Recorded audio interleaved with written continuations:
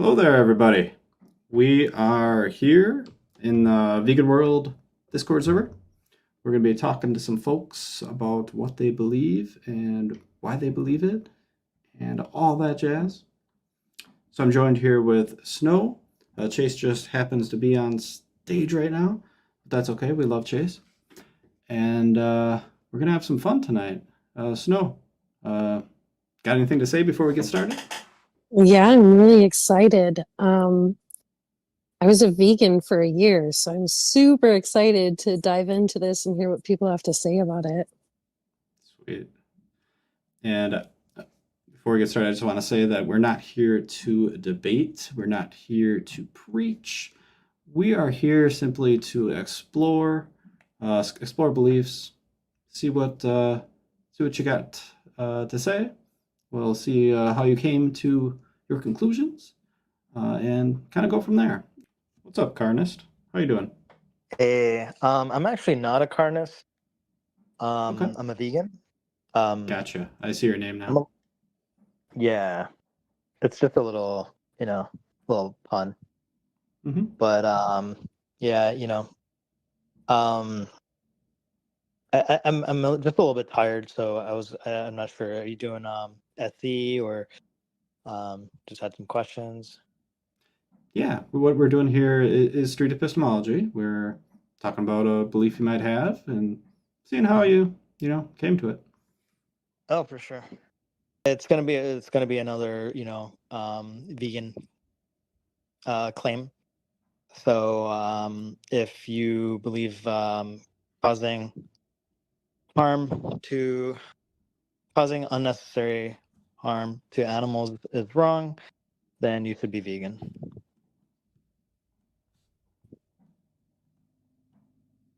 Um, Mm, yeah. Okay, so why do you feel this way? Why do I feel that way? Hmm. Um, I uh, I feel this way because of my empathy towards others. Just as I guess it explores the golden rule, whereas you treat others how you would want to be treated. Um, it takes into consideration that, along with other things. Is that kind of also the reason you became a vegan? Yeah, I recognized very late in my life, actually. Well, I don't know. I'm 30 years old when I realized that what actually happens in the animal agriculture industry and how animals are treated, and also I've come to the realization that I've just been kind of conditioned to believe that we need to eat animals for some sort of nutrients. And when I realized that it wasn't necessary, then I um, understood that it was wrong. I see. So how has this changed your life, becoming a vegan? Oh wow, it's changed. It's really changed my life dramatically. Um, well, I would say I'm not only just a vegan, I'm also a vegan activist. So I try to raise awareness about the issue. I try to tell others about it. I didn't really have any vegan or vegetarian friends in my life. It was just a YouTube video that I actually stumbled across, thanks to a YouTube algorithm, that really um, kind of shared the perspective of what veganism is about, and it just convinced me. I didn't have good reason to continue supporting the immense suffering of innocent animals after watching that video. And that's kind of what motivated me, actually. Sorry, I might have gone off the question. Was that? I don't even remember the question, to be honest with you. The question is how has this Oh, affected yeah. your life? Sorry about that. Yeah, It's so okay. it changed my life because um, I've changed my lifestyle, right? Being vegan is a lifestyle change. Um, because we try to adhere to as much as practically possible, not to cause unnecessary harm to innocent animals, and that includes not only our diet but also expands into other areas of life in terms of consumerism, like not buying clothing that comes from animals, not going to forms of entertainment that comes from animals, and on top of that, shortly after I became vegan, I became an activist, and I've just it really just gave me a purpose in life. I feel like to speak out against this injustice. So every opportunity I have, I try to do that. Try to raise awareness in the hopes that other people can receive this information and change their own behavior to, in the end, benefit the animals that don't have a voice. Of course, they have a voice, but people are not listening, right? I think what I'm hearing is like the reason you became a vegan was because you have this empathy for all living things, it sounds like. And that's kind of No, a part of. No? Okay. no, not all living Uh, things. I uh, do understand that there are living things that are not sentient. okay. I don't extend moral consideration to those things. Okay. So like bacteria might not be sentient, so that wouldn't count. Yeah, like Okay. bacteria, plants, Yeah, um, yeah, of course. even some Yeah. forms of animals. Okay. Yeah, I kind of misspoke. I think we're on the same page. All It's okay. sentient Yeah, living things. Yeah. Okay. Gotcha. yeah, because that is a key point to because a lot of people come into the server saying, "Oh, well, what about plants?" Um, trying to make the argument that well, like chopping up some broccoli is the same thing as like stabbing a dog or something, right? Mm-hmm. In the sense of like moral consideration, which is definitely not the case. Gotcha. Okay. So you have empathy for all sentient living things, kind of like the golden rule. And then you became an activist, and this gives you like a sense of purpose in your life. Yeah, correct. Okay. Um, it's just given me like a purpose in terms of being what can I say, doing good in the world, right? Because I recycled and you know, um, did some things like just the composting and stuff. Like but I didn't feel like I was really doing much. But outside of me just excluding my contribution to these horrible industries, I'm also trying to raise awareness about it in many different ways. And yeah, that's given me like some sort of purpose. It's given me also a lot of great, amazing friends. I would say vegans are some of the best people that I've actually met in my life. Again, I haven't been vegan since um, I was 30.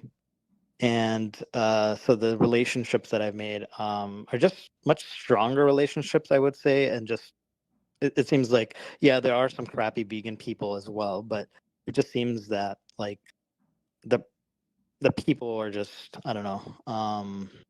Hmm. I don't know how to say it. I feel like I can connect with these people, and I just have a higher level of trust with these people. And You want to yeah, talk it about just that more? That sounds really interesting. Like Mhm. vegans, there's like a higher level of trust. Like they build better communities. Is that kind of what you're saying? Yeah. I mean, and that doesn't apply to 100% of vegans, of course not. But I would say, Right. yeah, that is something. Okay. Why do you think that's the case? I think again, this stems back to the understanding of empathy. Like, um, most people become vegan again because they understand that it's wrong to cause harm to others, right? Um, and with this understanding, I think even on a small scale, like if you understand that causing harm to like I guess what some people would consider lower forms of life, um, then you could argue that um, it's going to be harder for them to cause harm to other like higher forms of life, aka humans, right? So I think it's something, and again, I could be wrong. There's other factors, I believe, but it seems to be the case where I can trust vegans a little bit more. But obviously, that like again, there are some bad apples. I hear There you. are some, yeah. It sounds like the reason you think this is the case is because vegans have a good understanding of empathy. If there Correct. was another community of people, I don't know, maybe a humanist group, perhaps, and they had a really good grasp on empathy, do you think that they would build similar communities with high levels of trust? Yeah. Give me 1 second. Sorry.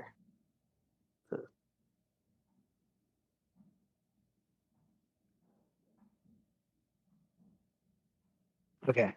Yeah. Yeah. Sure. That could definitely be the case. Um. But it would. It's. It's really hard to say because this like being vegan is such a fundamental, like it's such a core belief. Mm.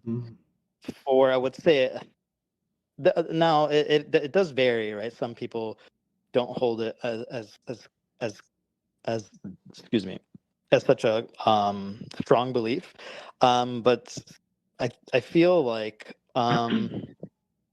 when we're talking about veganism and not like plant-based diet, right? Because Mhm. those get confused, and then I feel like, yeah, when we're talking about veganism as in the moral philosophy, then yes.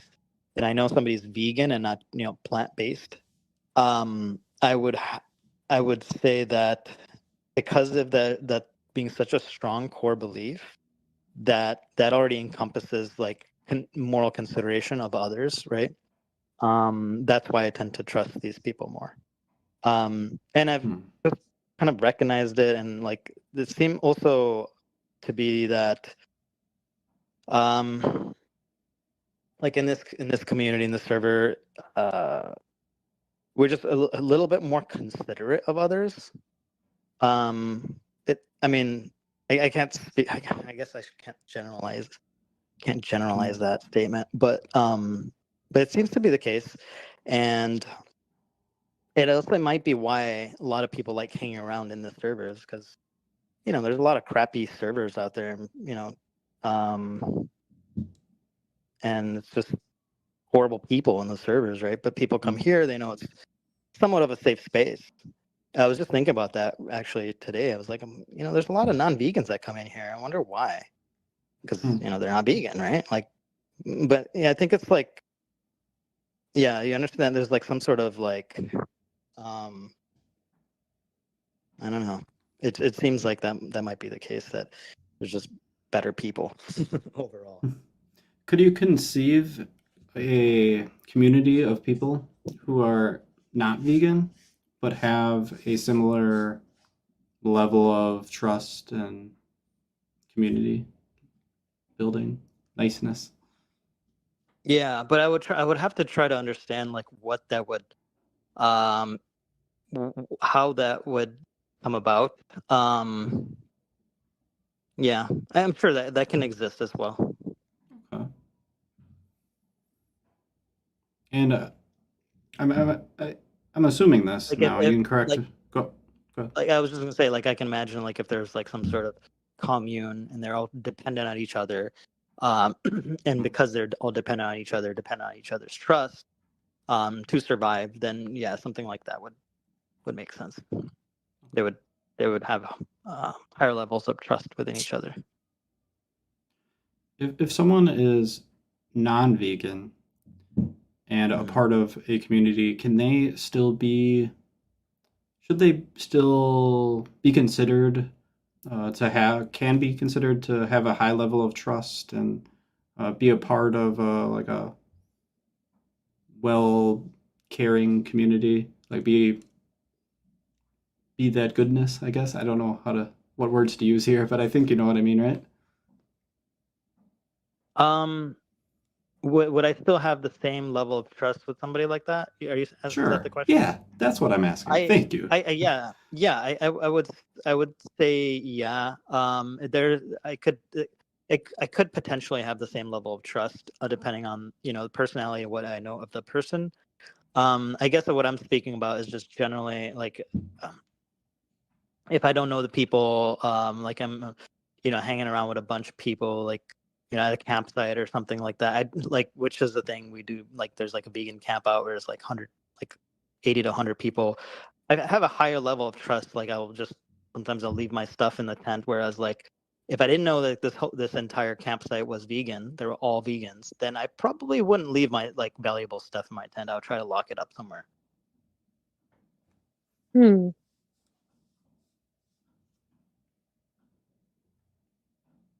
Yeah. So So it's this like, just it's Mhm. interesting to me how you utilize like the aspect of trust with how people are Yeah. choosing to eat. I don't think I quite Well, understand that. that's a Can you explain it? misunderstanding. Yeah, so that's a misunderstanding what veganism is about. So veganism is not about like what we choose to eat, right? Hmm. It's a moral philosophy where we're against the use and abuse of animals Okay. when it's unnecessary, right? So like I kind of mentioned earlier, like it's not just a diet. It's not something that we just put into our mouths or exclude from putting into our mouths. It's something we consider across the board of like daily choices, right? In terms of consumerism, because consumerism is, you know, what this is about. We like most people haven't become vegan because they don't like how animals taste, right? Like I loved how meat tasted. It's not why I became vegan. It's because I realized the supply and demand, right, has an impact. That the fact that when I purchase these products, I am creating the demand, and I am therefore causing or incentivizing at least animals to be tortured and killed when it's unnecessary. Do you And do that's you just. Sorry, go ahead. I was just going to ask, do you think that all vegans feel the same about this, or do you think that this is Yeah. personal, just Oh yeah. individually to you? If you talk to any vegan in the server, they will tell you that's why they're vegan. No, again, that's why I wanted to make the distinction. There's something called plant-based, right? So people become plant-based, meaning that is a diet. So that's something they, you know, exclude from. They don't put into their bodies because they usually believe it's like going to be beneficial to their health, or they believe that, or it's just icky, like it's gross to them for whatever reason, right? There's no moral dilemma for them.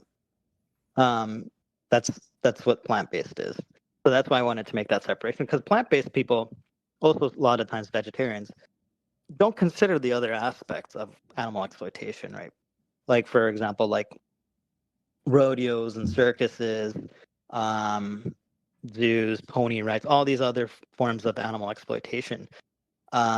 These people usually don't protest that, or in terms of like their consumerism. Wearing animal skins, which is a huge industry in itself, like leather, wool, fur, silk. Excuse me. And then, testing on animals. So yeah, so like animals are kind of like objectified in our society, and that's what veganism is dismantling. It's not like a diet. I hear you. Yeah, so when Can, you understand that, right, and that vegans adhere to these moral values, it's much easier to trust people like that than people that don't adhere to them, can someone knowingly at use least. the label of a vegan and define it differently than you?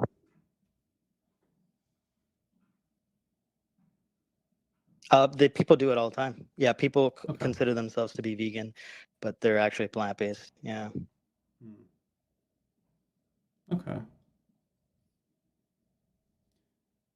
I don't think I have anything else, Snow. Do you have anything else you'd like to ask? Nope. All right. That was good. Thank you for the explanation. I appreciate it. It gave me a little bit of a Oh yeah. deeper insight, I think, into the vegan movement. So, Oh yeah, for sure. Appreciate the questions. Those are Terrific. good questions. How do you think the conversation went? I think it went good. I never really explored like the trust thing, but now I thought about it in the past, but I haven't really deep dived into it. So, but now that I like reassessed it, it makes sense. It makes sense to me Okay. why I have a higher level of trust in vegans. So you're kind of a little bit more confident that you should Mhm. trust vegans more than non-vegans. Is that what I'm hearing? I think my confidence is about the same. Okay. But it just I have seems like I have a better explanation of it thought out. Okay. Terrific. Okay. Well, we can bring Chase up here since he has his hand up. And that's how Okay. this works, guys. If you put your hand up, we'll probably bring you up because nobody else has their hand up. And then we'll talk about something that you think is true, or maybe just something that you feel. Whatever, really. Throw a topic out there. We'll talk about it. What's up, Chase? Hello there. How we doing? Doing good. Doing good. Hey, we got another person with Oh, their hand up. cool. I got a Sure. claim though. All right, let's do it. We might wanna say what street epistemology is and all that first though, if you want to do that. Yeah. So what we're doing is called street epistemology. It's a dialectic. So what's a dialectic? It's just a way of having a conversation. So we start off by figuring out what we're going to talk about. So it's usually a claim. So it could be like everybody should be vegan. It could be that factory farms are terrible for animals. Something along those lines. And then we ask you about how confident you are. We ask how you arrived at your conclusion. And we dig into questions about, if the reasons that you have, can stand up to certain tests and criteria, lots of stuff like that. And Yeah. yeah, just a little chat. Yeah. So not a debate, but more of an interview, nice and polite, good stuff. Exactly. Are we So I'll are we say, keeping it oh, go strictly ahead. to veganism today, or are we opening it up for any claim? With the lack of hands, I think we'll open it up to any claim. I love that. Cool. Yeah, that's fine. And I too am tired. It's been a long day, long week, and all that, but Us we'll too. muster through it. What's on your mind, Chase? Yeah, I think slaughter should be illegal. Slaughter should be illegal. All right. And how confident are you that this is the case? 99%. All right. And how do you arrive at 99%? Slaughter is needless animal cruelty committed simply for taste, pleasure, and habit kind of thing. Okay.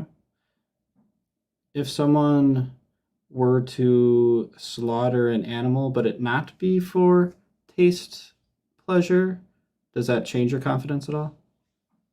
I'll give you this, that you can defend yourself just like if a human's Hmm. attacking you, and the only way to defend yourself is, same thing if a bear is attacking you, and you tried your bear mace and it ain't working, so you got to resort to a gun, and therefore so be it. Generally speaking, yeah, if you're just minding your own business and somebody attacks you, try to get out of the situation if you can, but um do what you got to do. Okay. So at least one exception exists. And in this case, your example was self-defense. Okay. Yeah, and I Gotcha. wouldn't really call that slaughter. I'd call that like a killing in self-defense, like as opposed to what we're doing in slaughterhouses of just forcing, you know, innocent, gentle animals who mean us no harm, poking and prodding them in there, and etc. Gotcha. Okay. And why is it not okay to slaughter these innocent animals? Well, on account of them being innocent, and it being unnecessary, and them wanting to live, them being able to enjoy their lives, and I don't want to take that from them, just like I don't want to take it from anybody if we don't have to. And I see these animals like cows and pigs and chickens. I see them as similar to like little kids who are not as smart as us or as strong as us and can't defend themselves. And I don't want to abuse the power I have over vulnerable beings and turn them into victims. To me, it sounds, now you tell me if I'm wrong, I could be wrong. It sounds like you have empathy for these animals because they have a desire to live, and if you're to take that, I guess, go against that desire of these animals, um, that it sounds like that might cause some sadness for you, perhaps something along those Yeah, for lines. sure. Like I don't like it when others violate my bodily autonomy, and I don't want to violate others' bodily autonomy. Okay. Okay. I don't want to take their freedom. And even though they're less intelligent and can't maybe conceptualize, like long into the future and like what death is and stuff like that, to the same degree that we can, they can understand life and enjoy it, just like a little kid who's not as smart as us, who can't conceptualize death, or like a severely mentally disabled or brain damaged person who still able to enjoy their life, but they're only as smart as a little kid or a dog or a pig. We treat them with compassion and we protect them Okay. because it So it doesn't matter sound how smart somebody is. I heard you say bodily autonomy. So what I'm kind of hearing is like you have this this need to have your own bodily autonomy. You don't want other people doing stuff to you that you don't want, and you kind Yeah, I of mean, they extend. they have right. Yeah, but and then I extend it to others. Yeah, but also, I Yeah. mean, like if I'm harming somebody, then that's where the line is drawn. If I want people to feel free, I don't want to violate others' freedom. And maybe someone could say, oh, well, you're trying to take away my meat, and so you're violating my freedom. And I'm trying to say, no, you have the right to eat whatever you want. You have the right to do whatever you want, as long as you're not harming others. But when Mm, we start abusing humans or abusing animals, we need to change that. okay. Do you think that, I know you had said before that self-defense is kind of your one stipulation to this, but can you think of a different scenario where you might be willing to give a stipulation of violating bodily autonomy? Yeah, it's a good question. Like I lean more towards utilitarianism. So if a train's coming down the track, and it's gonna kill one person, um, or it's gonna kill five people, or it's gonna kill 1,000 people. Like I would, unfortunately have to choose 1,000 people over one person. If suffering is going to come to the same suffering and death is going to come to 1,000 people versus one person, I have to mathematically just be like, well, that's a lot more suffering on that side. So I got to let the suffering happen to the one person. And that sucks because I want to value like individual rights as much as I can. But so it's the same kind of thing with an animal that, if the only way to save 1,000 cows was to kill one cow, then yes, I would kill the cow. Okay. So I have my next question is that in some of these scenarios, right, where there are people hunting, let's say up in like Arctic areas where there's not a lot of green stuff to be grown, would you give the exception there as well?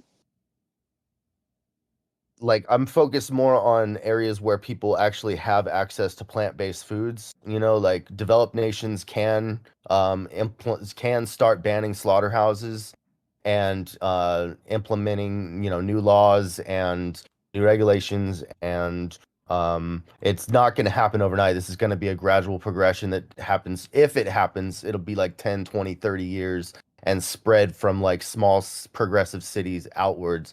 But eventually, yeah, there's like if we can help build farms, like indoor vertical farms, or ship food like plant foods out to those people, or help them move to places where they can live and not hurt animals, that might be those might be ideal options rather than killing, you know, animals if we don't have to. If there's a way out, we should try to find that way out. But really, I'm not focusing. I think it's like a distraction that a lot of. I mean, I'm not saying you're doing this because I know you're just trying to figure out where there's you know, uh, marginal cases and stuff, and that's fine. But a lot of times people try to use this as a, oh, you're trying to, you know, oppress this indigenous culture and like colonialism. And like, I'm against colonialism unless you're torturing children or animals. Like, that's not fucking cool, right? You can have your cultures, but not do that stuff, right? Like, there's still the dance, the music, the spices, and all this stuff. There's no need to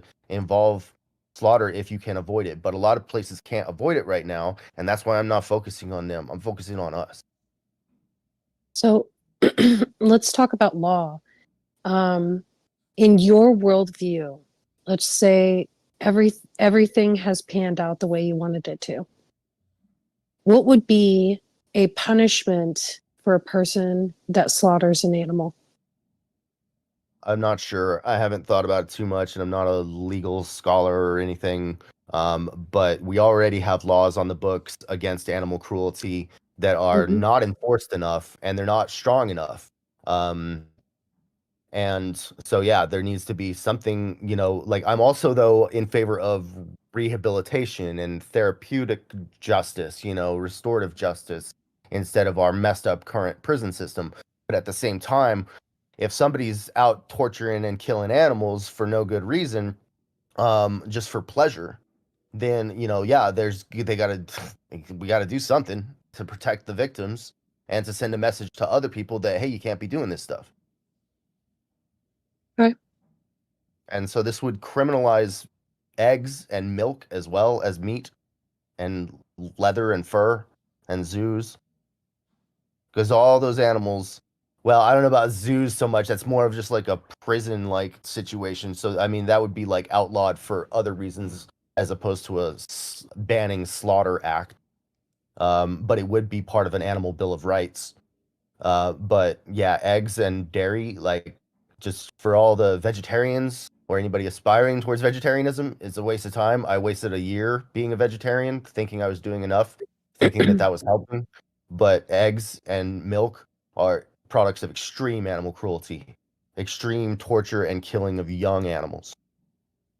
So that's very interesting. You said that. An animal bill of rights.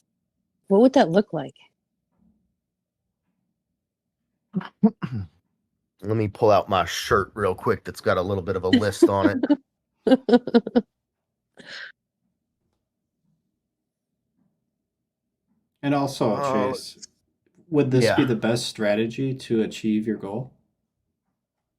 Yeah, eventually I think it has to happen because otherwise people, you know, if there's an incentive, if there's a financial incentive, which I think there to some degree always will be, because there will always be people who don't mind profiting off of and, you know, enslaving and torturing animals. Like they just don't care. And so we got to force them to not be allowed to do that. Just like human rights, you know, there's always going to be murderers and stuff like that. Is there a step we take before we get to that step, or do we go straight there? Well, there's lots of different effective forms of activism. You know, like right now, I'm not doing that. You know, I'm not lobbying a politician right now. I'm just educating and motivating the people in this room and whoever's watching. Um, and you know, but yeah, there's a lot of different things we can do, and I have helped ban fur in California. You know, it was a $40 million per year industry, the fur industry in California. $40 million per year is how much they made off of sales. And we shut that shit down in 3 years with 300 activists. Um, it started, we first, just a handful of activists approached their local politicians in West Hollywood, a small progressive town known for standing up for gay folks and stuff. And there happened to be a lot of animal lovers on that city council who were like, yeah, fuck fur. And so they banned it. And then we took it to a small group of activists took it to the Berkeley City Council, and they banned fur. And then it happened in San Francisco, a big metropolitan city, with tourist attractions and retail outlets and all this stuff. Banned it, right? And then Los Angeles got to keep up with the times, and so they banned it as well. And then we took it to the governor, and he signed it, and we banned it in the state of California. And it's now illegal to sell fur. That was just a few years ago. So, and then there's other states and cities that are trying to introduce copycat legislation. So that's a bit different than the meat industry because, banning fur in California, is different than banning meat anywhere, much less nationwide. But you can kind of get an idea of how this stuff would work.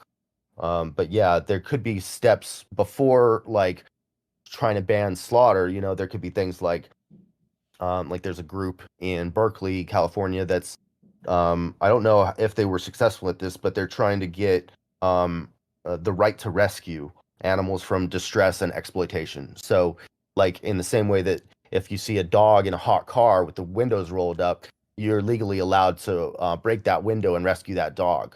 And we think the same does apply and should apply, and thus we're challenging it in court with rescuing any kind of animal. So like cows and pigs and chickens, usually it's birds because they're easier to rescue, because they're smaller, easier to carry. And so going into factory farms and slaughterhouses and rescuing birds and other animals, sometimes it's dogs from labs. So anyway, that's just a glimpse of it. Sorry, I'm real sad. I'm kind of traumatized from being in those places and looking at all that footage, because we've got a lot of it. Well, Chase, you're following your heart and you're doing the right thing. So just keep doing that, okay? Okay, I'm all right. Good. Got to be strong. I appreciate you coming up and telling us more about your belief. Yeah, and I don't want to leave it too suddenly. So I've composed myself again now. So if you do have any other questions, please ask, because now's your chance. I think I got all the questions that I had, and I think Snow expressed the same thing. So we're gonna keep cool. this train rolling. Thanks for coming up, sounds good. Chase. Thanks for hearing me out.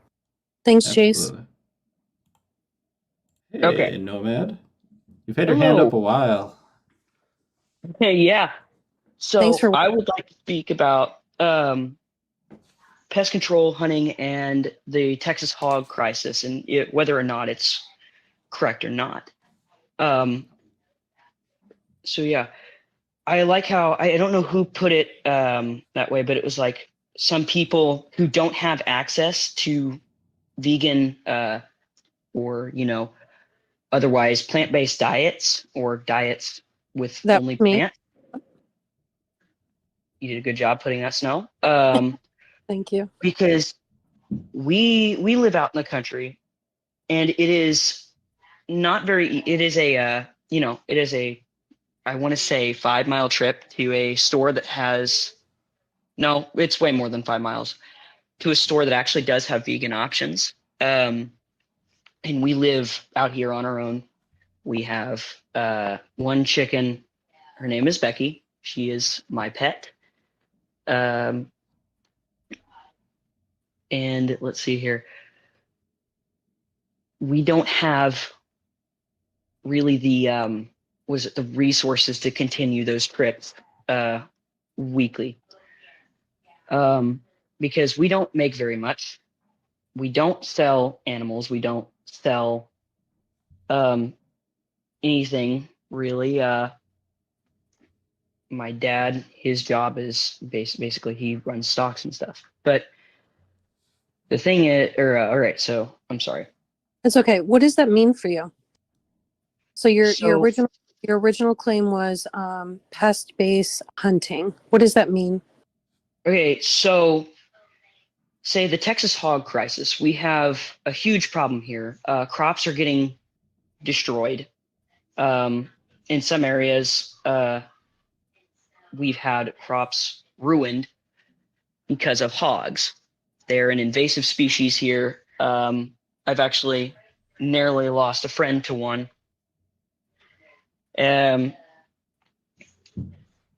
and I've heard some people protect them. I wonder what you guys' standpoint on that is. At the Pierce, end you of the want day. Go ahead. me to go first? Sure.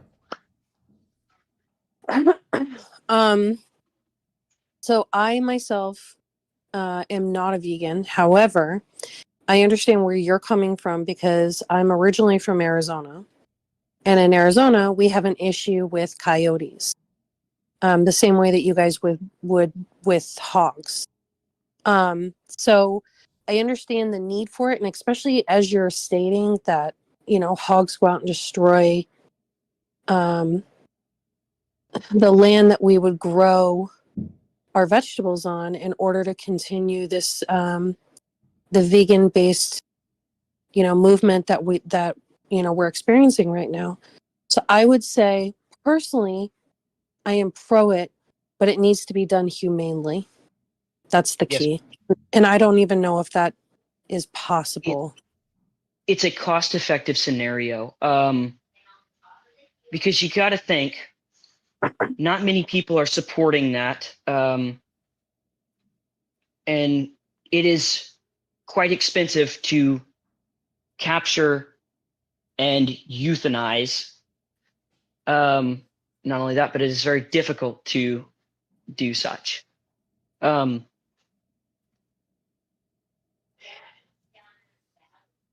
What about you, Mhm. Pierce? What is your thoughts on it? I think it's similar to yours. I think ideally, if it could be done without killing them, like that's great. Like move them somewhere else, do something. I don't know that that's feasible or possible.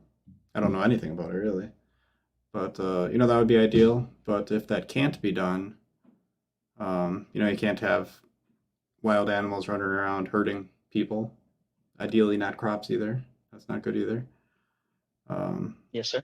Yeah. So if harming them is the only Yeah. option, and I guess that's the only option, but I'd much prefer a different one. Yes. The other options would be quite difficult, but I wouldn't say that it's impossible. It would surely be very difficult, though. So Mm. what would be another option in order to do this more humanely? Like obviously there's the catch and release. Do you think that that's feasible? I don't know, because catching them and releasing them where? Where are we releasing them? Are we giving our problem to somebody else? Are we not doing anything to solve the problem? Are we spreading the problem? And or is it truly worth it? So when you say is it truly worth it, what does that mean to you? It means that at the end of the day, there's hundreds of billions of these things, and they are overpopulating very quickly. Would it just be a better option just to get rid of them in some areas? By killing or other sorts. Would it just be, more of a better option? What do you think? Like as you sit down and you evaluate that question, what comes to mind?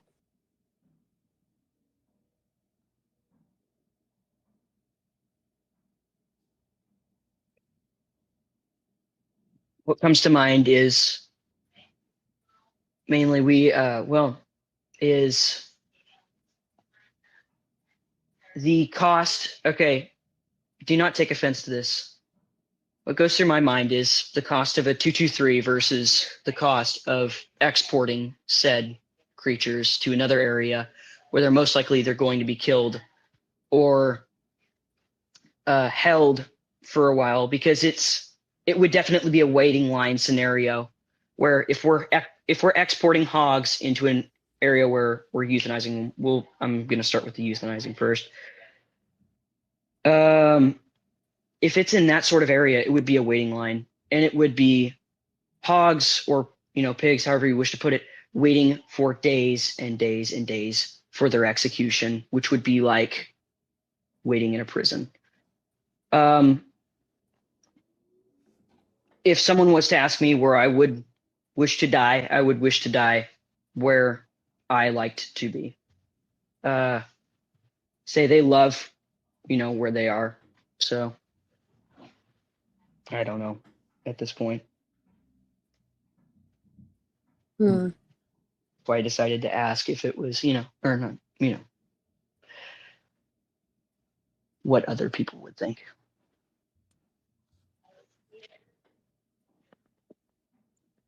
Pierce, do you have anything? Yeah, I got one last thing. Yes, sir. So these hogs do some destructive things. What is the most destructive thing that bothers you the most that they do? The most destructive thing that they do is they root, which is basically where they dig out these huge, like, they basically clear out and eat a land or like an area. Probably, I want to say they can clear 100 yards within about maybe a month. And so you got to think, if you're having 100 hogs or more, as in for our case, an estimated over 1,000 in our area, we are losing almost a mile per, I want to say, per 3 months if we did not take a offensive. When you say they root and they dig, are you talking about like crops? Yes, they root inside the crops and they just basically dig out a flat spot. Okay. And when you observe this happening or hear about it or whatever, uh, what's your feelings about it? It is frustrating. It is evidently kind of sad that they were, imported here years ago, and then what we think happened is that they were imported in years ago, and then they just started inhabiting the area and became invasive because there really isn't natural predators that can take them out.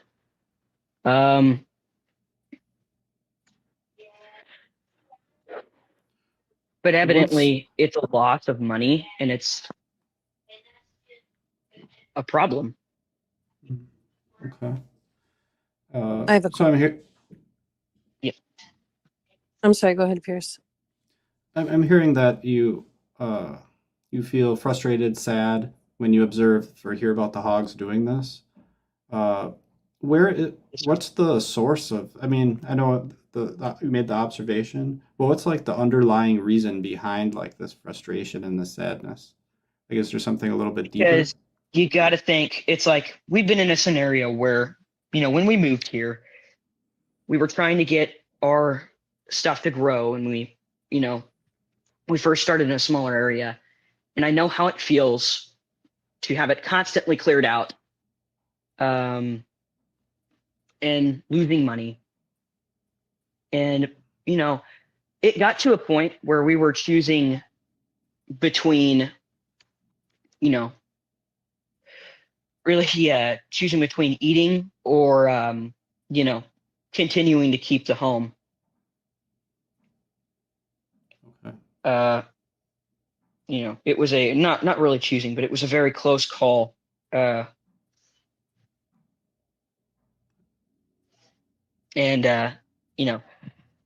I know that a lot of other people or our friends, our neighbors and stuff, how frustrating it is to them having to go out, replant that spot, or, all that. I hear you. Okay. So it sounds like this frustration and sadness, the kind of the underlying piece is kind of you need to this land and these crops seem to support your family financially, and Yes. obviously that affects your well-being, and you want you and your family to be well off. Yep. That's what I'm hearing. Um, does that sound about right? Did I recap that about accurately? Yes, sir. Okay. If you could ask anyone um, to do something about the situation, what would it be? If I was to ask somebody else to take care of our problem, are you asking me what do you think they would do? Or What you would like them to do?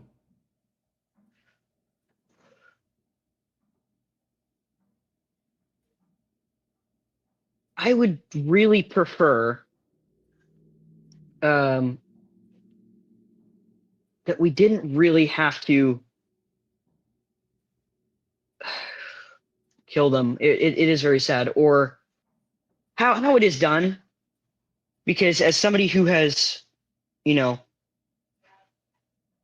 evidently it's getting on the back of trucks, and it's the most efficient way is getting on the back of a truck with a gun, and you just drive into a herd of them and let loose, and that is not very humane, but it is efficient.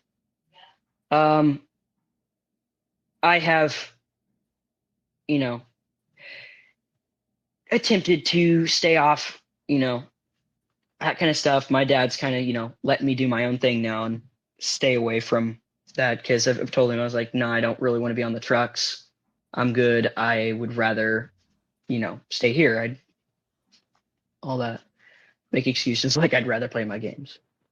But I do know that that's what would happen if I asked somebody else to do so. I would just rather that we didn't have to really literally mass murder them.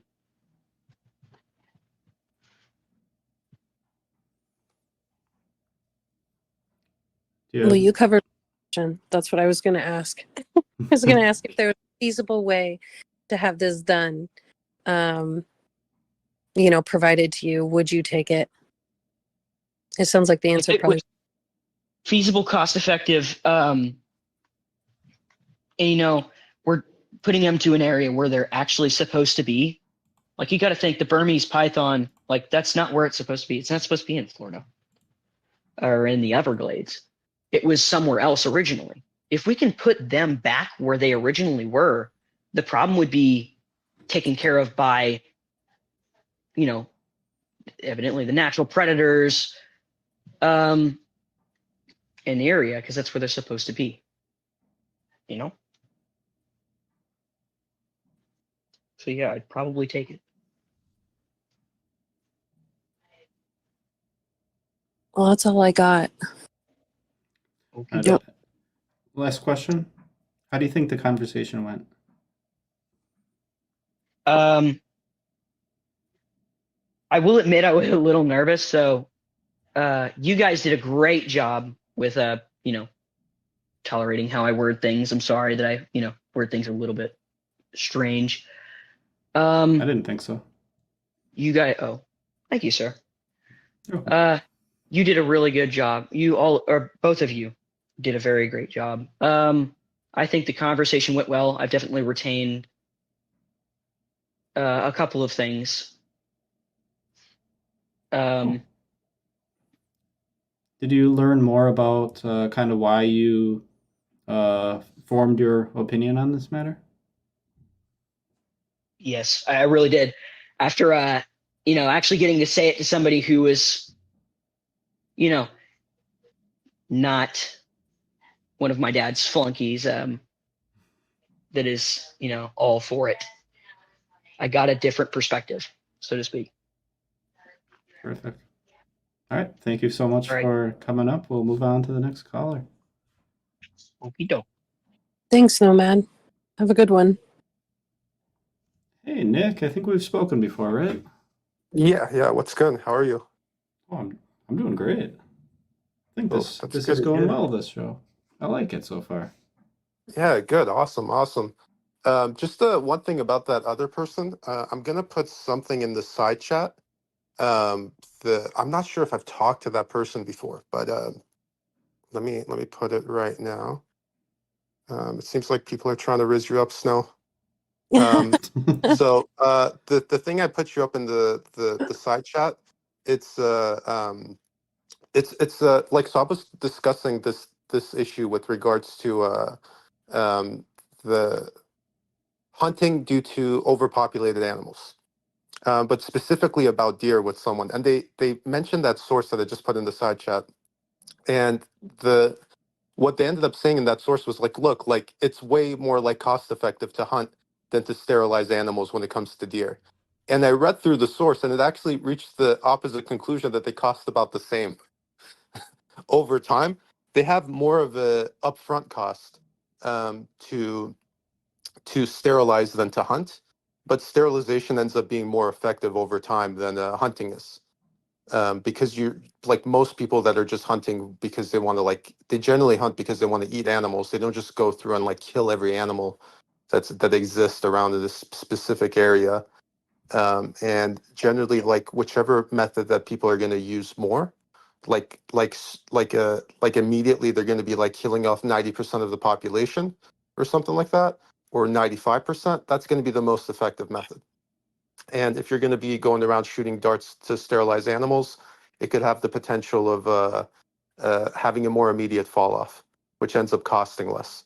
So if the goal is specifically only with regards to reducing the population, sterilization could be more effective, or just as effective as hunting can be, at least when it comes to these big mammals. Now, when it comes to really small ones like flies, for example, those things can be a little bit trickier. That's really interesting. That's not something that I have ever read about or thought about too much. And Yeah, I was that's surprised by it interesting. too. Yeah, I think the general like vegan position is to use the most nonviolent methods possible, and also like humans are the most overpopulated species on Earth, which is like we're the only one that's causing an extinction event. Like right now we're going through what's called like the sixth extinction. 50% of the, for example, of the species of amphibians have already been like gone extinct in the last couple hundred years, and that's mainly due to humans. Uh, and not just like with regards to climate change, even though that's a part of it, but like how we're managing land, how we're managing water, how we're like deforesting a lot of places, and so on. So when we talk about overpopulated species, a lot of the reasons that other species are becoming overpopulated comes back to us anyway. So we should be a little careful if we're saying that we should be hunting overpopulated species, in case we, you know, apply like a similar mindset towards ourselves, because we end up actually being in that situation as well. Obviously, we're not going to apply that to ourselves, but maybe we'll like understand like, oh, like we have some similarity with the other overpopulated species as well. So we could be a little nicer to them and a little bit more forgiving and compassionate. Okay. Is that what you'd like to talk about? No, like I actually came in here to talk about what like would be the best methods for vegan activism, or just Oh, activism in awesome. general.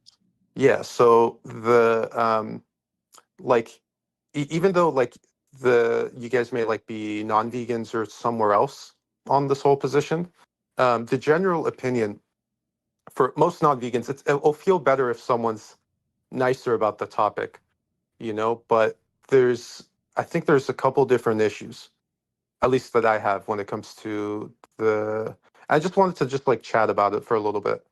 Yeah, But sure. generally speaking, the discussions tend to be around is a nice approach better, or like a more mean-spirited approach? Like, I personally think that just speaking about it directly um, is has been more effective that I've seen, versus not speaking about it at all and trying to lead by being a good example, even if it makes other people uncomfortable. Um, but that said, I mean, there's ways of speaking about something directly that's maybe like they could be extremely mean spirited. That could be using people as seeing people as a means to an end. So that way you're just trying to like tally off check marks, your own personal check marks or something, and the or other issues and so on. But I know you guys do some activism, but especially when it comes to people's beliefs regarding their theological and religious beliefs and how to get their positions to become a little bit more reasoned. So I wonder if I don't know if that's all you guys do, but like that's the things I've seen. I wonder what you guys think would be the best methods of communicating and doing activism in general. Sure. Just for clarity, I wouldn't really consider myself to be. I guess you were kind of describing maybe an atheist activist. I wouldn't really consider myself. I wouldn't put myself in that group. I don't really want to change anyone's religious beliefs necessarily. I would like people to take a deep dive into the reasons why they formed a belief. I think that is a great thing to do. Sometimes that may result in changing their confidence about a religious belief or any belief. But to answer your question about what's kind of the best route, I think you were asking essentially, if I remember correctly. Yeah, sure. I would say that street epistemology and nonviolent communication, it takes a long time. It takes a lot of effort, sometimes a lot of emotional effort, like emotional strain, I guess you could say. But I think that might be the most effective way, or at least one-on-one, the most effective way. If you post it online, maybe you can reach more people.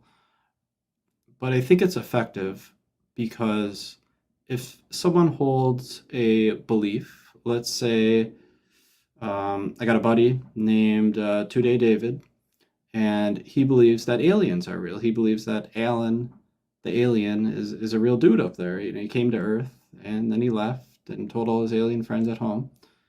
And let's say he believes that because he had a dream that this occurred, and that's why he believes it, because it was such a vivid dream. How could it not be true? If I were to go up to him and say, "Hey, David, aliens aren't real. Nobody's ever observed an alien. Nobody has ever seen one with a telescope. Nobody's ever detected it or found alien DNA on an asteroid or anything. So dude, like aliens don't exist." I don't think that would shift his confidence, not even a teensy bit. However, if I took a different approach and was like, "Yeah, David, so about this dream, tell me more about it. Like, what's going on?" He tells me the dream. I'm like, "Okay, if I had a dream that there were these people, these creatures that came up through the ground, and it was real vivid. Like, would that make it true?" He'd be like, "No, that's crazy, Pierce. What the heck are you talking about?" And he'd be like, "Well, how do you know that your dream, how do you know that that one's true?" And then I just think talking about it in that way is so much more effective than just trying to, give out facts. Snow, what do you think? I think that it's important to have consistent data in order to change the minds of the public. I think it's important to have empathy as you're talking to people because, like in certain cases, like what Pierce was saying with Today David, even though there may not be some sort of proof that can consistently prove him wrong, like there's no point in making him feel stupid or dumb for having this belief, but more so with a gentle hand, you kind of guide him. I do think that there are aspects where, the fight is hard and it needs to be done properly. And sometimes that does require force, but I think that should be used as like a last ditch effort. Because I think as humans, we're intelligent enough to understand where change needs to be made. And we need to do that.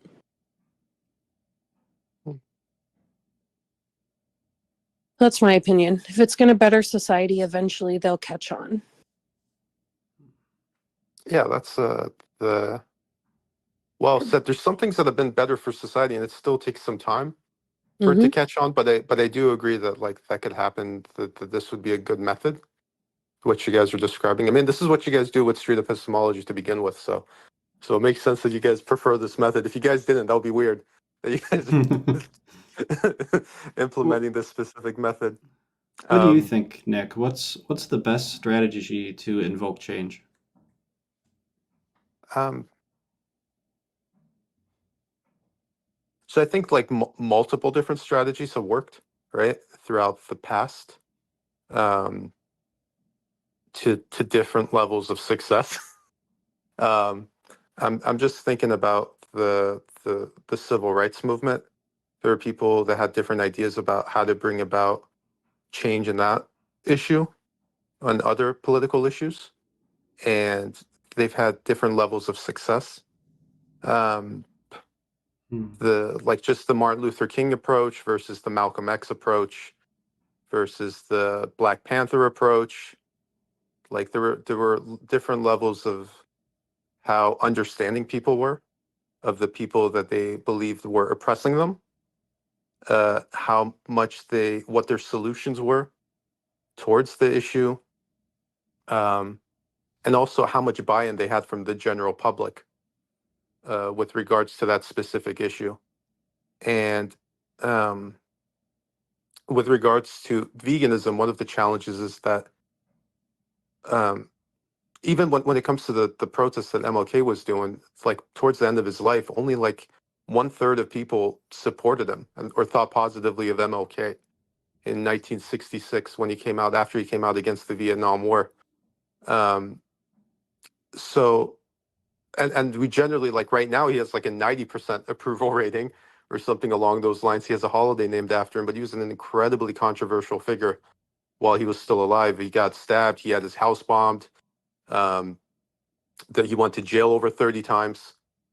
And it can be difficult to figure out and for a lot of similar reasons, that not the exact same, of course, but a lot of similar reasons that people don't like vegans today, because he was essentially calling people bad people for their positions. He was saying that you guys are doing something that's unethical. You guys are going against human rights, and you guys are just doing something that goes against. He was essentially telling people that were Christian that they're not Christian if they're, as a pastor, if they hold these beliefs that they hold. It goes against the message of Christ, for example, at least in his interpretation. So he's essentially calling a lot of people that were like pro segregation like sinners. And this wasn't something that people took like kindly to, and people don't like vegans for similar reasons, that they think that vegans are saying that non-vegans are bad people, that by eating animals, like at least that's one of the main things that gets people very defensive and irritated. So so I don't know, like I think it can be really difficult to motivate someone to make a positive change towards I don't know, their relationship towards pigs or cows or chickens, and not have maybe potentially like shame be used as a motivator in the same sense of like, hey, I could do a little bit better or whatnot. At least like just even partly that ends up being there a little bit, and it's hard to like work around it. Like, do you go with it directly and you just call people bad people, or do you just talk about it that there's a lot of other factors involved? Like, which do you think is the most effective method? So we got like Martin Luther King, which may have been like a nonviolent, peaceful preaching technique, I think might be the best way to describe it. And then we have like the Black Panthers, which were a little bit more aggressive, a little bit more in your face. And then we have like street epistemology. Which one of those do you think would be the most effective?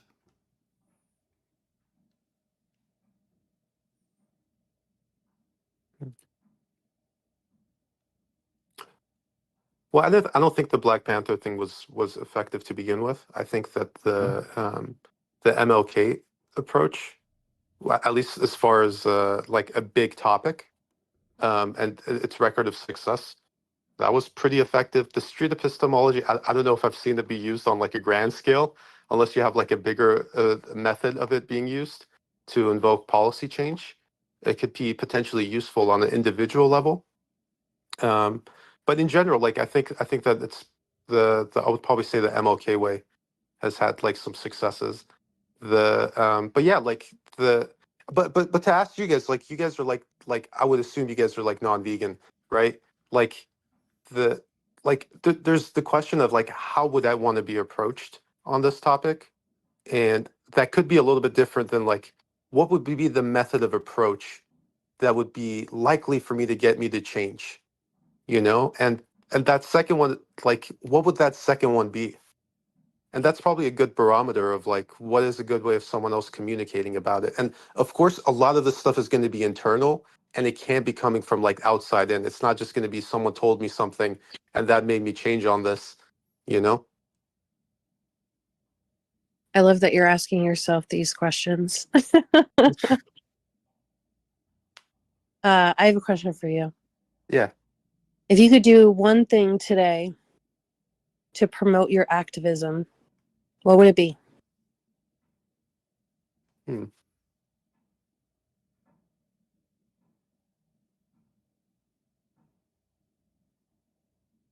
I don't know. I've never really thought about like promoting it. I don't know if you mean like just on like Twitter thing or whatever, but or you mean like more like if you could just communicate it to someone. Yeah, just what I feel would make a difference. If you could do one thing today Mhm. to make a difference, what would it be?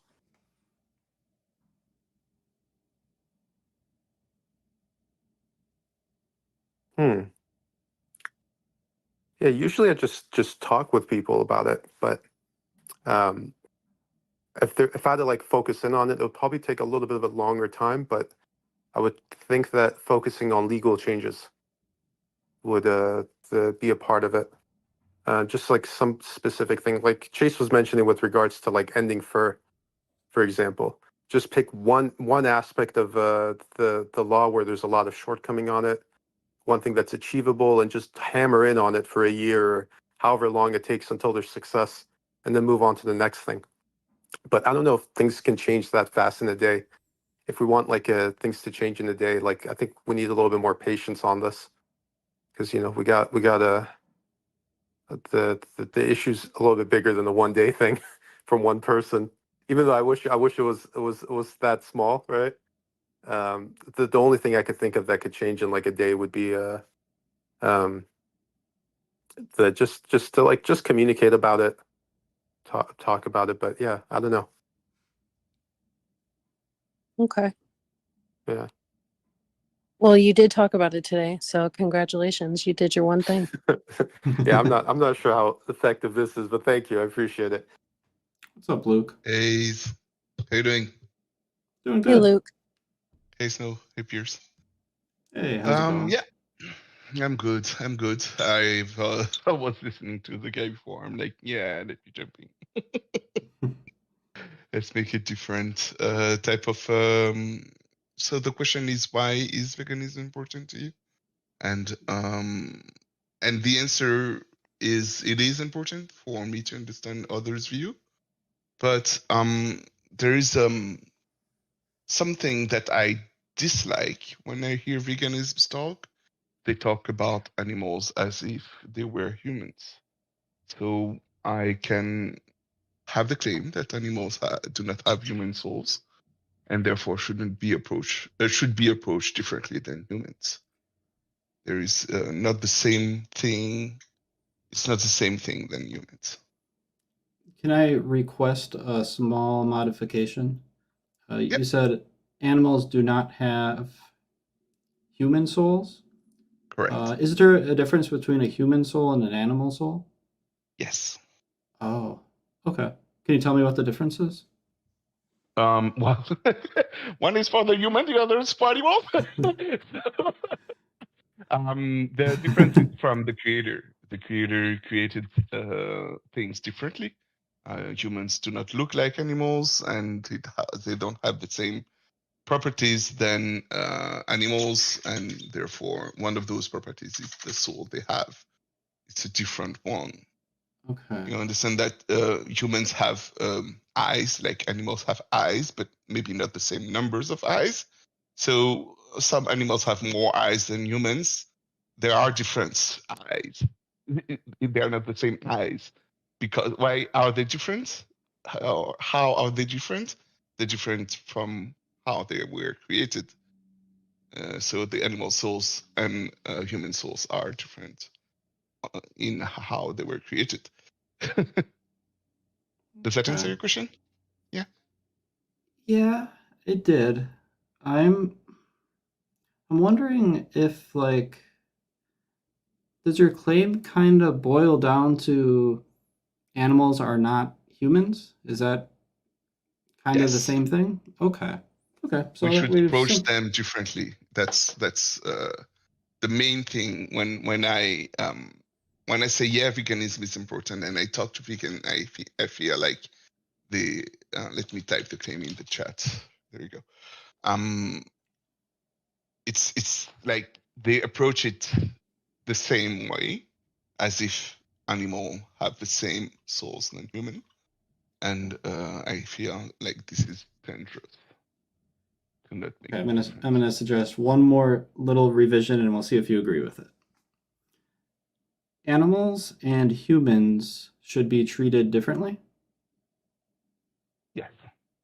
Okay, that is super clear to me. I understand your claim. Okay, and why is this the case? Well, the main reason why this is the case is from Revelation. So this is what basically God tell us. They are different, and that's the main reason why they are different. We know the difference between them from the one who created them, or us, whatever, from the creator. And we can observe differences between animals and humans, and we can observe the capacity that we have of projecting ourselves on animals, on objects. How do you call that in English? When you give an object and you say, "I'm sorry" to the table that you just slapped. Like Yeah, there's a it's word for it. I don't remember. yeah. Yeah, I don't So, know. If Luke, if you didn't have this God belief, would you still yeah. think animals and humans should be treated differently?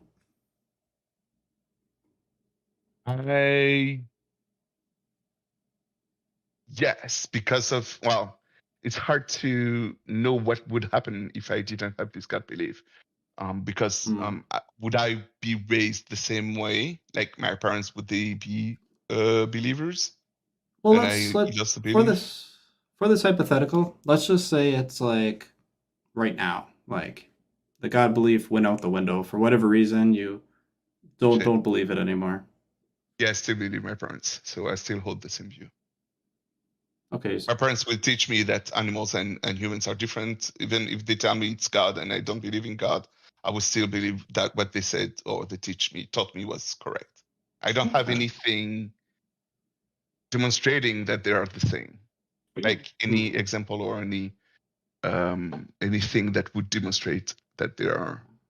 Well, I know they will never be the same. Well, you understand what I mean by I mean the same. It's not the same, but sufficiently close to be considered using the approach of some vegan people. Okay. Because animals are so different, they should be treated differently. Is that what I'm hearing? Yes, Okay. like we treat object differently. Different size of objects are treated differently. We have our approach to things are different depending on what the thing is, and there is a mistake from the vegan community, for some of the vegan community, which is to give a human soul to an animal soul. If they didn't really want to give a human soul to an animal, but they had a different reason for thinking that was the case, would you consider other reasons to be valid? Of course, there are Wait, other reasons to be the same what?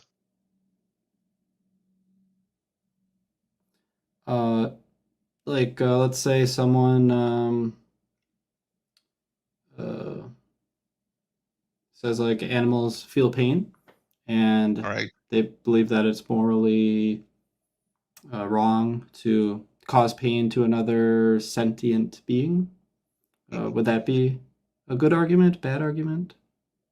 It's not a bad argument. I would agree with them that we shouldn't hurt animal without any reason.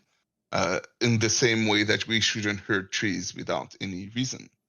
We could hurt the table without any reason. I can slap the table and I don't feel bad about it. But so trees are the type of souls that I can think. Trees and grass are the type of souls that I believe are the lowest kind, like the least amount of souls. if you want to rate the souls of people of things that have souls, so you can claim that grass have can be hurt is something that you could hold as a claim and demonstrate using whatever measurement tool that you want to measure to prove that they do feel hurt. So I would like, I agree with you that you could claim that it is hurting the grass when you step on the grass, but grass is made to be stepped on. This is the purpose of grass, and animals have a purpose when they are created the way they are created, and the purpose of animals is to be eaten. Some, not all. Anyway, part of life, circle of life. When you hear some vegans making kind of like the argument I was talking about earlier, how they don't want to cause pain to other sentient beings, how do you feel when you hear someone say that? I feel, the feeling is they are approaching animals the same way they approach humans. They are comparing the hurt of animals as the hurt of humans. They would say animals feel pain just like we do. This kind of phrase I hear a lot from some vegan. So I'm like, no, it's not just like we do. It's different than how we do. And it is anthropomorphism. That's the word I was looking for. Ah, okay. Anthropomorphism. Yes, that is. Anthropomorphism. Let me type it down so I can have it under my nose whenever I think again. What was the name? So anthropomorphism. So it sounds like when you hear these arguments, like, am I hearing like a level of frustration? No, it's not frustrating. It's dangerous. The thing with giving this idea to people that don't know. So you tell them that the dog is as important as their kid, which is really dangerous. Saying that the dog feel the same way that the kid feel, and raise the dog as a human, basically, because of the pain that they receive. I'm like, no, dogs are not made for that purpose. They are made for another purpose than being raised as a child. A child has a purpose and the dog has a different. Do you think most vegans would prioritize their dog with the same priority they would their child? I guess some would. I won't say all vegans, but some. I guess those who have this claim of they feel the same pain that we do, this phrase, would have in view the baby, not the baby, but the dog and the child as the same, hold the same place, But not the end. They would give paying thresholds to ends that are different than dogs or cats or animals that we know best because we study them more, and they will give them a place that they shouldn't have, which is dangerous. And that's why I wanted to talk about it today. Be aware of this danger of giving human souls to animal souls. Have you done a lot of research into this? Just out of curiosity. What do you mean research? What should I? As far as like research? pain and the way that different sentient beings experience it. Yeah, like I said, well, a lot. What's a lot? I researched the pain of grass and trees, kind of thing. Okay. Yeah. So based on this research, the thing that I know because of revelation and God and whatnot are the lowest kind of souls, the most basic souls, if you want. And I have the research about human pain also that I looked at. I compared the two and realized how much it's different, and animals are in between. Some animals have more pain than others. Yes, I have researched it. I don't think it's a lot, but enough. I think So, it is enough. so if I'm understanding you correctly, what you're saying is that based on the amount of pain that a being or non-sentient being experiences, that's what validates or unvalidates us either utilizing it for a specific purpose or not, correct? No. The amount of pain doesn't, shouldn't make us evil. Like it's not because the tree feel less pain that I should hit the tree. I talked about with Pierce earlier. I gave the example of hitting the tree versus hitting the table. You remember that? Correct. Yeah. And so yeah, there is more pain received by the tree than the table, right? Because well, the table doesn't have a pain receiver anymore. So it is still bad to hit the tree for fun, right? Or for no reason, just with the purpose of hitting.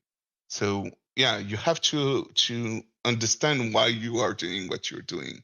It is important to respect what whatever have souls. Some object. I don't think there is such respect needed for objects. Let me think about it. Yeah, you have respect for urn, but the reason why you have respect for the urn is because there is something inside the urn, which is human ashes. But you don't have respect for an empty urn.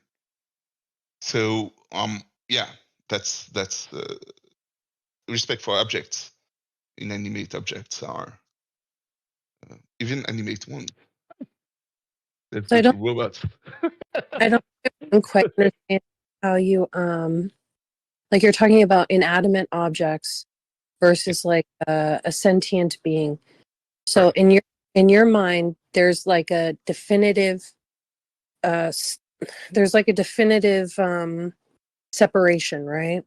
Correct. So Between my dead tree and my live tree, yeah.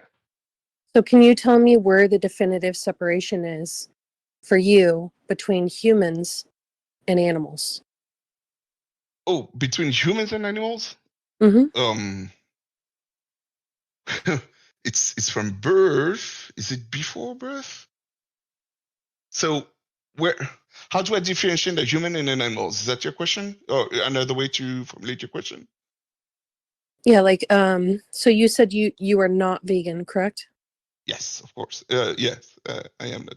No, I retract what I say. Of course, it's not. It's not. You are not aware of me, but yeah, I'm not vegan. Sorry, Snow. That's Chris is okay. aware, but you're not. Okay. Yeah. So my question is that so for vegans, from what I understand, they see it as all one sentience, therefore that is the reason why they hold these beliefs. What I'm curious about is, for you, where is the definitive line between a human that deserves this kind of consideration that you're providing and an animal which has a different purpose in your mind? At least that's my interpretation. If I'm wrong, Yes, please correct me. that's correct. There is a difference in purpose. So how do I do? What's the? I don't understand the definition. The line. It's a definition. This is how humans are, and this is how animals are. And how do you appreciate humans and animals? Well, you learn about it from your parents and people. Pierce, is there a better way to ask this that I'm not? Yeah. So it sounds like you kind of view humans in one regard and you view animals in another regard. I'm wondering what the difference is between them. The name and how they look Name and and how they look. and their purpose. Why are those things important? Why is the purpose of something important? Yeah, sure. Oh, things without purpose are. Why is it important to know the purpose of things? Or I guess what I So really we meant. could use them. That's it is important to know the purpose of the thing. So I have a coffee cup, which is here to drink coffee, and I have to know that this is what the coffee cup is for. I need to know the purpose of the thing to be able to use it. If I don't know what a coffee cup does, I don't know how to use it, then it is not useful. So does that answer your question? Why is it important to know the It did purpose answer of my things? question. I think I meant to ask it in a different way, so that's my Okay. fault. That's my fault.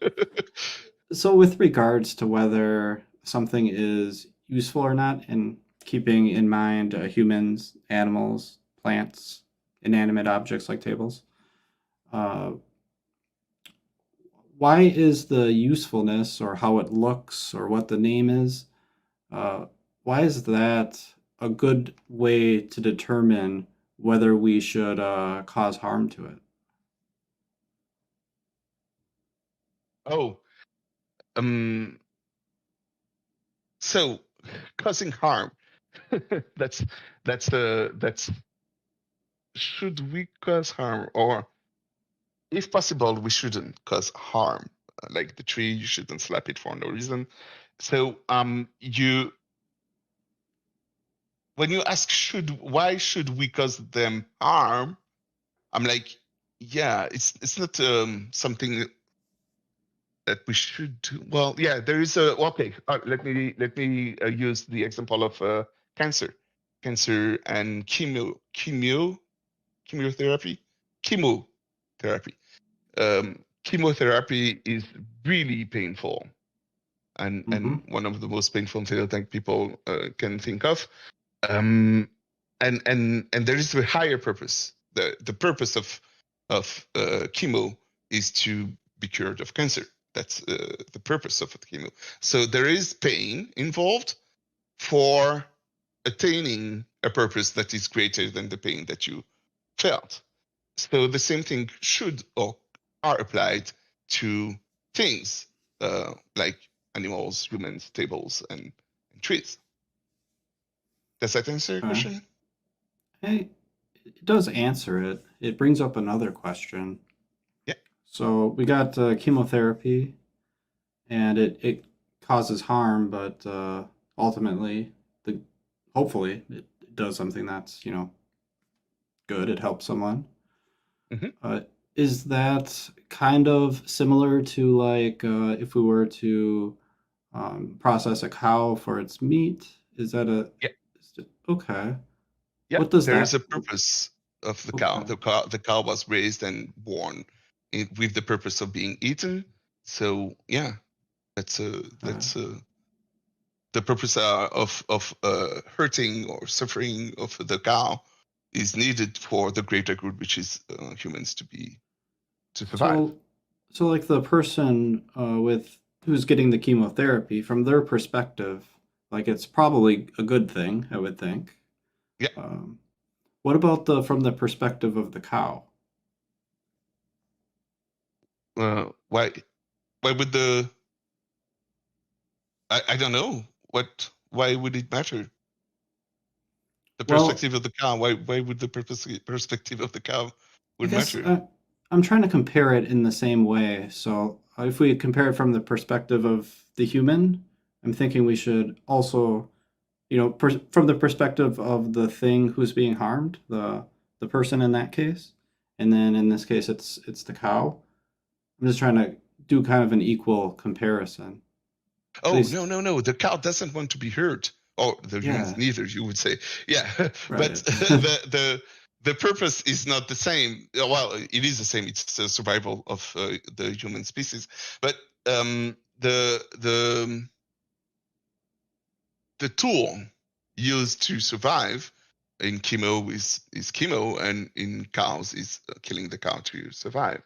So when you ask from the view of the cow, why is it necessary suffering? Somebody used the term in the chat. I like it, so I'm using it. And there is necessary suffering of the cow from the view of humans. From the view of the cow, we don't have any information. What do Cows you are not able to communicate with us. If you had to take a guess, what do you think a cow's thoughts would be on it?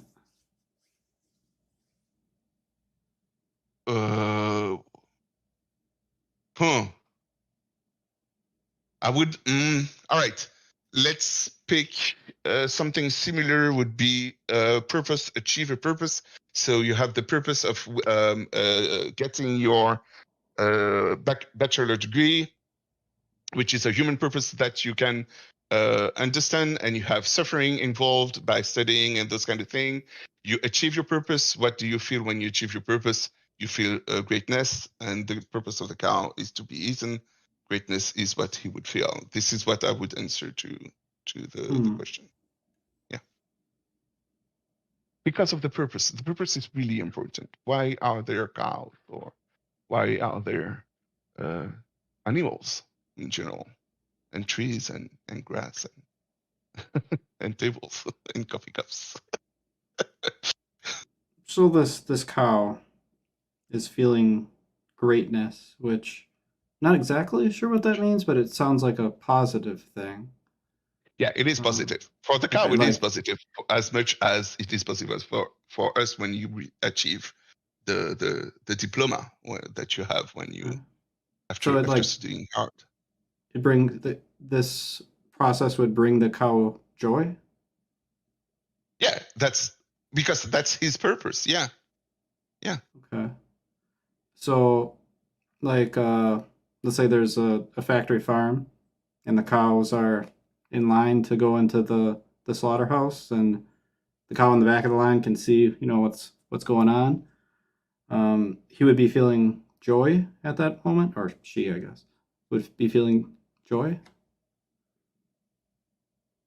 Once the all right, okay, so there is work when you have the diploma. There is a part before the diploma when you need to study and you need to suffer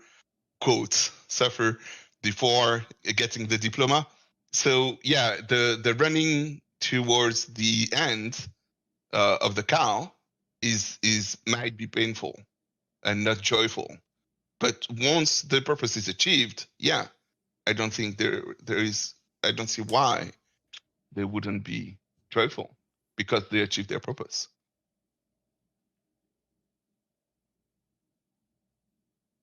How do you know that this is the case? Why do I know that their purpose is to be eaten? I mean, that's a good question too. Okay, so that's not the question. So what's the question? Sorry. How would you know that they would experience joy at that moment? Oh, because I do this anthropomorphism thing that we feel when we achieve our goals. And that's the cow's goal. Yeah, it's to be eaten. Well, at least the cow that I pick as an example. Some cows are to be milked, others are to be free in the wild and whatnot. So, yeah, each animal have his own purpose. But a better example is the dog. The purpose of a dog is to keep you company. And you understand that once he achieved this goal, he is happy. Well, when the dog is not happy is when he cannot achieve his purpose of keeping you company. How do we know what the goals of animals are? Yeah, it's it depends on each animal. Like the ant doesn't have the same goal than the dog, doesn't have the same goal than the cow, and between cows we don't have the same goals between them. So yeah, how do we know it depends on which animal we are talking about and when and where the animal is, the context. That's what I was looking for. It depends on the context. But animals in general, their purpose are known because of God.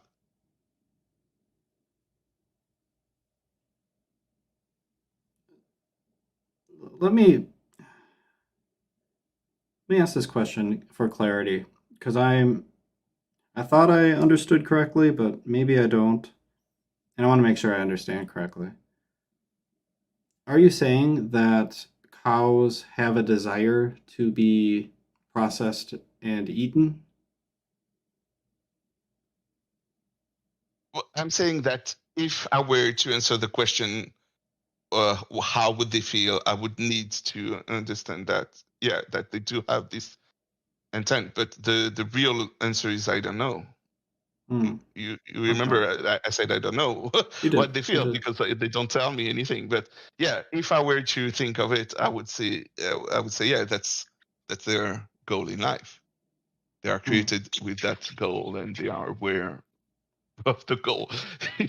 If a cow could be aware, we are in a hypothetical situation here. It's not real. Real in reality, we don't know what happens in cows and all other animals. I think I'll ask you one last question, and I always say that, and then I ask like 6 more. That's okay. But then I think I might let Nick come up for just like 5 minutes because he wanted to, and I'll give him a shot to do SE. So, with regards to, we'll keep talking about the example of the cow. How could we know if their goal was to be processed and be eaten, or if their goal was just to, I don't know, eat grass, poop, reproduce? Yeah. How do we know? How could we know, or how do we know? Or either or. I guess how do we know? How do we know? I think it's a choice that humans made. We say this cow is made for reproducing, like a bull or whatnot, and humans choose this one to be slaughtered, and it's a choice made from birth, at least, or at one point in their life. They would say, okay, enough eating in the field. Now you go die. Okay, so humans assign the goals for the animals? Yeah, of course. Yes, they are the one who created the animal. I mean, in the example of the cow, without humans, this cow wouldn't exist. So yeah, they are the one who are making the goal of the cow they created. Okay. I could probably go on forever, but I'm kind of out of steam. I'm gonna be honest. Snow, did you want to ask anything before I let Nick come up for a few minutes? I think Nick is probably going to hit this a little bit better than I would. So, okay, I'm gonna bring Nick up, and then probably gonna have to adjust how this looks. Yeah. All right, so I brought myself up. And then, Oh, real, okay. real quick before you start, I just wanted to point out we did post the after show party. So after we're done here, feel free to jump over there and give us some feedback and talk to us, and hopefully we'll see you there. Right Go ahead, on. Nick. Yeah, Luke. The one of the statements that I found interesting that you made is that humans and animals experience pain differently. Could you go dive a little bit deeper into what you mean by that? Oh, yeah. The ant is an animal, and the rat is another one, and the mice is another one. Those are animals that we studied as humans with science, and we learned that they do feel pain, but not the same way. Like it's not the same nerve that are used, or it's not at the same threshold. The same amount of pressure doesn't give the same pain to those animals. So yeah, it's not the same pain. How was it different? In those studies? Because we study a lot. We specifically pick mice to study on because of their similarities to humans. That's why they're used for animal testing often, including their pain sensors. I mean, obviously they have like very key differences, but still. What was the conclusion of those studies you read with regards just to pain and how they experience pain differently? What the question is, what was the conclusion? Do they feel pain differently? The answer is yes. The conclusion was yes. It is different. We don't know how much. We don't know the amount of pain, Okay. but we know it is different because we put the same amount of pressure on the ant's leg, and we put the same amount of pressure on the mouse leg, and they do have a different reaction to the pressure that we put on their legs. Yeah, but why would that mean that they mechanistically experience pain differently? Oh, I don't know how you would. How would someone measure pain? Yeah, that's a good question. So the question is, how would someone measure pain? Pain in humans are measured because we are able to ask them, how much pain do you feel? And that's something in the field of medical field that Yeah. doctors will tell you we don't know how to measure pain in a human, and we have to ask them, do you feel pain, and how much pain do you feel? Because the machine can give you something, and the guy would say, no, I'm not feeling the pain that you read on your machine. Or the other way around, I do feel more pain than the machine that you are using tell you I am. So based on those things, could we measure the amount of pain animals feel? The answer I feel would be no, but we would still be able to know that there is a difference in pain receiving the way they receive pain because, well, of the example of the leg that is being pinched. So because animals don't have the capacity for written language or human language, then we just should assume that they don't experience pain. Mm. What? I think a better Um, question, Nick. Uh, I think I know what you're trying to ask. Let me try to rephrase it for you. Yeah. Yes, Yeah. because they do feel pain, and I keep telling you that it is a different pain, and they do feel pain. And you ask him, we should tell that they don't feel pain. I'm like, yeah, no, Well, we shouldn't tell that they don't feel pain. let me try to reward this myself, if it's okay. Okay. Just one, and then you come in, Pierce. So when it comes to, there's humans that don't have the capacity for language, like children under 3 years old, and we use different scales to ask them if they feel pain or not, because children under 3 years old get sick and they need to go to the doctor's office. How would we be able to check for humans that don't have the ability to speak language that they experience pain? The thing with humans, 3 years old humans, is that they have memories, and we can ask them afterwards when they are able to talk. How was it when we treated you and this kind of thing? So yeah, if they survive, of course.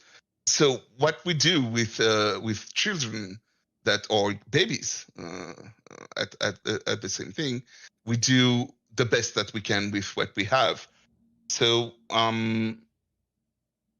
memories are tools that are used to understand which one is more painful than the other. For babies, it's harder than for 3 years olds. I agree. Could you ask the question again? Yeah, I it was forgot the under question. 3 years old. Like so it's not specifically about 3-year-olds that have the capacity for memory, right? It's essentially asking them in that moment, not necessarily what happened in the past, right? How much pain are you experiencing right now? Yeah, And they, they they could have tell you. Yeah. they have ways that they've like figured out, right? Obviously, because this is a very big medical need of like figuring out whether a 1-year-old or a 1.5-year-old is in pain. For example, when a newborn infant is born, there's ways of checking if they're under distress or they're experiencing pain, even though they don't have the capacity for human language. Okay. So, what would be some of those ways you think that we could tell that a newborn human is in pain? I don't know. I don't have this kind of information. Oh. Sorry, Pierce, if you want to hop in, feel free. Like, what would you say? Like, have you been around like newborn humans, like newborn infants, or like very young, like in the first 6 months, an infant? Like, how would you know? How does a mother know that an infant is experiencing pain? Yeah, the mother children bond kind of thing. I don't know. The answer is I don't know. Yeah. So, Myself, How about I put myself in the shoes of the baby. So if I see the baby with his hand being pinched by a table or door, I will know they feel pain because I do feel pain when the door hit my hand. So that's how I would do it for a baby. could I mention just some of the ways researchers have gone about testing whether animals feel pain? Like this is less of a question, but it would be more like a statement. I don't know if that would defeat the yeah? purpose. I mean, this is going towards a debate, and we Oh, okay. try to Well, avoid yeah, that sorry. here. Yeah, But totally understand. yeah. I mean, if you want to take like maybe 10 seconds to say your point, I'll allow it, and then we'll wrap up the show. But yeah, It's all I just good. We don't. don't have to. Okay. Like, if it goes against the purpose, we don't have to. Thank you. Appreciate it. Yeah, no problem. Yeah, I think Snow, are you ready to wrap up the show? Yeah, let's wrap this up. All right, sweet. And my screen just went funky, but I think we'll just kind of ignore that for the moment. Boy. I want to say thank you so much for the vegan server for having me and Pierce come in. I really enjoyed doing the show. I respect all of you and how you believe and how you portray yourselves out. It was a pleasure. And yeah, that's all I got for me. What about you, Pierce? Yeah, I kind of want to echo the same thing. Like, I'm really glad that we had this opportunity. I think it was a lot of fun. I was a little nervous, in all honesty. Like, I thought that might get some people up here, like in a different server that I won't provide the name for, and people might yell at me. I was a little nervous, but that wasn't the case. Everybody was pretty respectful, and I really appreciate that. It was a good time.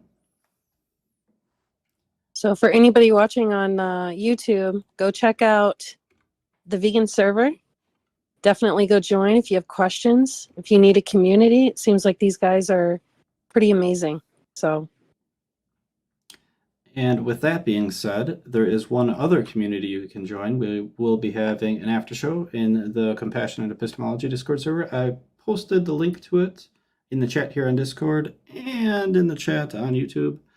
So you guys can find us there and give us feedback, tell us how the show went. It'll be a lot of fun. But that's pretty much it.